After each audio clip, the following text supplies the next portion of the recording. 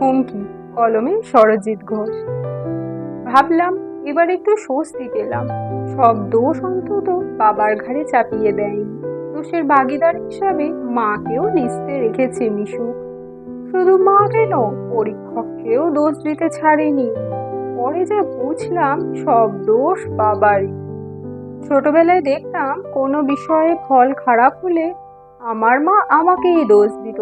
বলতো তুই ভুল করেছিস, বা তুই লিখতে পারিসনি, তাই নাম্বার কম পেয়েছিস। মিশুকের ক্ষেত্রে তা ব্যতিক্রম। বুঝতে পারলাম দিনকাল বদলেছে।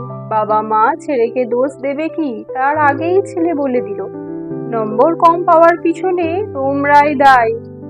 প্রথম পর্বের পরীক্ষায়, যেদিন বাংলা পরীক্ষা ছিল, পরীক্ষা দিয়ে এসেই মিশুক বলেছিল, নাম্বার যদি কম পাই তাহলে তুমি একা দায়ী থাকবে, কারণ তুমি বাংলা পড়াওনি বলে আমি নাম্বার কম পাবো। যদিও আমি ওকে বাংলা পড়াই না, ওর মাই ওকে পড়ায়, তবুও দোষ হবে আমারই, যেহেতু আমার সাবজেক্ট বাংলা। আর আমার স্কুলে যেহেতু আমি বাংলা পড়াই, ওর দাবি হলো যার বাবা বাংলার শিক্ষক তার ছেলের বাংলায় নাম্বার কম পাওয়া উচিত না। লাও ঠেলা। সত্যি কথা বলতে, মিশুককে পড়ানো চাপে। কবিতা পড়াতে গেলে আমাকে বলে, তুমি আগে মুখস্থ বলো, তারপর তো আমাকে পড়াবে। আচ্ছা বলুন তো, আমার কি সব কবিতা মুখস্থ থাকে? মুখস্থ বলতে না পারলে বলবে নিজেই মুখস্থ বলতে পারে না, আর নাকি আমাকে পড়াবে। আবার কোনো গদ্য বা গল্প পড়াতে গেলে বলে, তুমি আগে ভালো করে বুঝে বুঝে পড়ো, আমি আগে শুনবো তুমি ঠিক পড়ছো কিনা, তারপর আমি তোমার থেকে বুঝবো। কি ফ্যাসাদ বলুন তো। আমি ওকে বলেই দিয়েছি, তোকে পড়ানোর জন্য তোর মাই ঠিক আছে, আমার দ্বারা হবে না। সে যাই হোক, গতকাল বাংলা পরীক্ষার খাতা বেরিয়েছে। 50-এর মধ্যে 46 পেয়েছে। যা পেয়েছে পেয়েছে, সে নিয়ে আমি বা ওর মা কখনোই ওকে কিছু বলি না। তো আজ সকালে মিশুক আমাকে বলল, শোনো বাবা, এই যে বাংলায় 46 পেলাম, তোমার জন্যই 1 নম্বর কম হয়ে গেল, তা না হলে আমি 47 পেতাম। একটু অবাকই হলাম। জিজ্ঞাসা করলাম, আমার জন্য 1 নম্বর কম কেন, আমি কি করলাম? পত্র রচনায় হাফ নাম্বার কম পেয়েছি, আর ওই পত্রগুলো তুমিই লিখে দিয়েছিলে, আর আমি সেগুলো পড়েছি। নিশ্চয়ই কিছু একটা ভুল ছিল তোমার লেখাতে, হাফ নাম্বারটা কাটা গেছে। ওই হাফ নাম্বারটা পেয়ে গেলেই ওটা রাউন্ড ফিগারে 47 হয়ে যেত। হেসে বললাম, আচ্ছা বুঝলাম।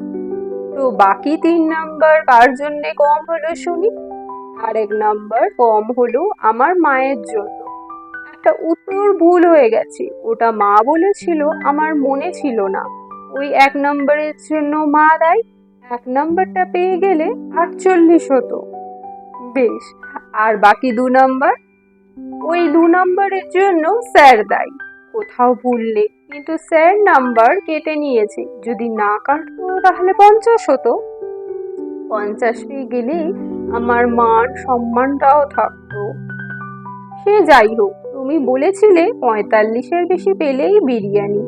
আমার কিন্তু বিরিয়ানি চাই। তুমি আমাকে কবে বিরিয়ানি খাওয়াবে? আচ্ছা ঠিক আছে, খাওয়াবো। আচ্ছা ঠিক আছে, খাওয়াবো, তবে একটা শর্তে। তোর স্যার যে 2 নম্বর কেটেছে তার নাম্বার কেটে কোথায় রেখেছে?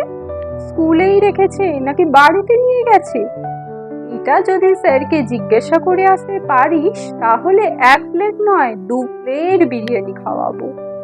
আমার কথা শুনে মিশুক কিছুক্ষণ ভাবলো, তারপর বলল, কিছুদিন আগে তুমিও মাধ্যমিক পরীক্ষার খাতা দেখেছিলে। আমি নিজে চোখে দেখেছি তুমি নাম্বার কেটেছো। তুমি নাম্বার কেটে যেখানে রেখেছো, আমার স্কুলের স্যারও সেখানেই রেখেছে। বুঝতে পেরেছো তো? আমি অত কিছু জানি না, কথা ঘুরিয়েও লাভ নেই। বিরিয়ানি যদি না খাইয়েছো, পরের বারের বাংলা পরীক্ষায় রেজাল্ট খারাপ হবেই। এর জন্য তুমিই দায়ী থাকবে, আর তোমার নিজের মান সম্মান যাবে। এরপর তোমার ব্যাপার, তোমার কাছে 1 প্লেট বিরিয়ানির দাম বেশি নাকি তোমার মান সম্মানের দাম? ভুল ত্রুটি যা হয়েছে একটু মার্জনা করে দেবে।